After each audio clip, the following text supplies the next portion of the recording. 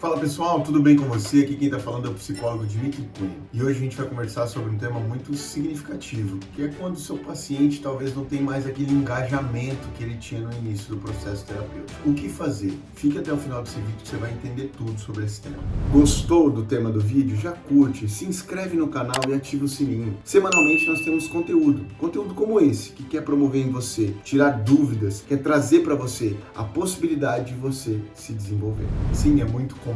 Diversas vezes os pacientes eles procuram um processo terapêutico não para um autoconhecimento, não para pensar em uma evolução, mas sim para resolver graves problemas. Tudo bem, isso é cultural. Nossa ciência ainda vem encontrando o seu espaço. Um espaço que daqui a pouco cada vez mais vai ser maior e as pessoas podem sim entender a importância de um processo terapêutico para outras questões da vida, ou até mesmo para não chegar nesses pontos graves que elas acabam chegando. Mas o que acontece é que com grandes esforços, tanto terapêutico, por parte do terapeuta, como do próprio paciente, o paciente e o terapeuta chegam em um ponto em que aquele grave problema, ele possivelmente tem uma outra interpretação e não tem mais aquele todo sofrimento que tinha antes. E daí então, as sessões elas começam a ter uma outra conotação, um outro significado. Atrasos começam a acontecer, o paciente começa naturalmente a dar prioridade para outros pontos da vida e isso pode gerar em você, terapeuta, algumas dúvidas e alguns questionamentos. Alguns terapeutas, inclusive, já me disseram que começam a contestar até suas próprias habilidades em sessões que eles sentem que não foram tão produtivas quando era no início do processo. Mas afinal de contas,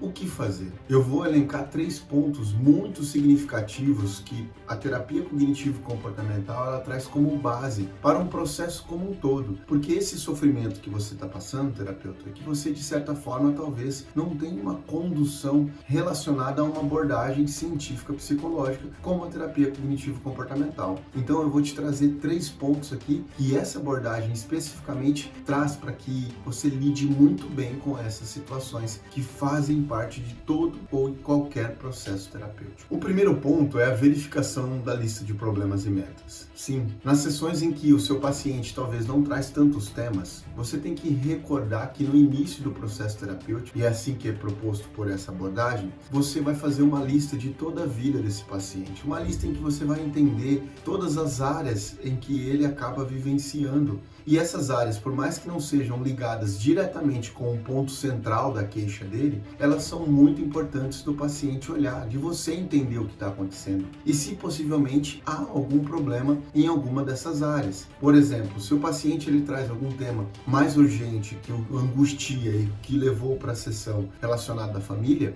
você tem que verificar a prática de fé dele, a parte profissional, a parte de relação entre amigos. Você tem que verificar todos esses pontos no início do processo terapêutico, porque dessa forma você vai entender todo o funcionamento do seu paciente e não apenas a área de urgência que ele apresenta. Tendo a lista de problemas e metas, você vai conseguir, em momentos como esse, em que o ponto de queixa do seu paciente já está resolvido, ter temas para conduzir com ele e alcançar os objetivos dentro desses temas. Por isso que o nome diz, lista de problemas e metas a serem atingidas. O segundo ponto muito significativo, por mais que o seu paciente já tenha resolvido a queixa inicial e você pode e deve trabalhar com ele, é a prevenção de recaída. A prevenção de recaída ela fica muito clara em alguns casos específicos, mas nem tão clara em outros. Por isso que você deve entender que o seu paciente tem que ser prevenido para não voltar àquele padrão de funcionamento. Você tem que subsidiar a ele, ilustrando talvez eventos do passado que aconteciam e que agora não acontecem mais e de que de certa forma ele deve estar preparado para lidar com o que nós chamamos desses gatilhos, que antes desestabilizava todo o funcionamento dele e agora nem tanto. Então você deve continuar fomentando nele e subsidiando técnicas e possibilidades para que ele possa lidar com possíveis eventos do futuro que mexiam tanto com ele no passado. O terceiro e último ponto, ele condiz muito com 2 questões que eu gosto de enfatizar. A primeira delas é vinculada totalmente ao processo na abordagem da terapia cognitivo-comportamental,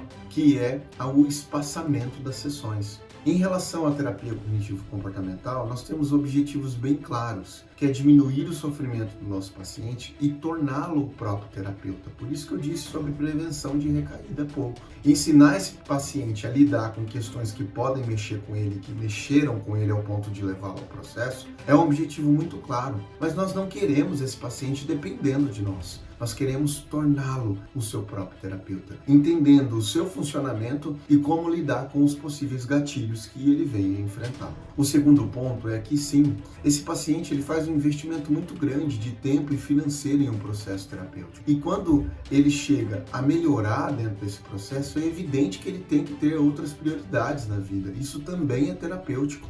Dessa forma, ele está retomando a vida dele e a autonomia sobre a escolha da vida. Por isso, então, que nós começamos a espaçar as sessões. Juntando esses dois pontos, o espaçamento da sessão é um ponto imprescindível dentro do processo, porque aquilo que era semanal, e às vezes alguns pacientes até mais de uma vez na semana precisavam da sessão no início, agora eles não precisam mais. Então esse paciente ele pode sim ter autonomia, e você, terapeuta, conduzir isso a sessões que eram semanais se tornam quinzenais e daqui a pouco mensais, trimestrais, e esse paciente só te procura assim quando tiver algum gatilho em que ele não conseguiu desarmar todo o seu esquema. Dito isso, então, nós somamos esses 3 pontos como sendo pontos fundamentais para você conduzir o tratamento do seu paciente como terapeuta de uma maneira em que ele sempre estará engajado, porque sempre você terá temas para trabalhar e também terá a motivação do seu paciente e não mais aquele ponto maçante de ter que frequentar a sessão sempre, mesmo quando não tem mais temas ou situações para serem trabalhadas. Com essa metodologia, você pode sim lidar com o seu processo terapêutico junto com o seu paciente de uma maneira muito mais funcional, levando ele a grandes insights, independente se ele já superou a queixa inicial.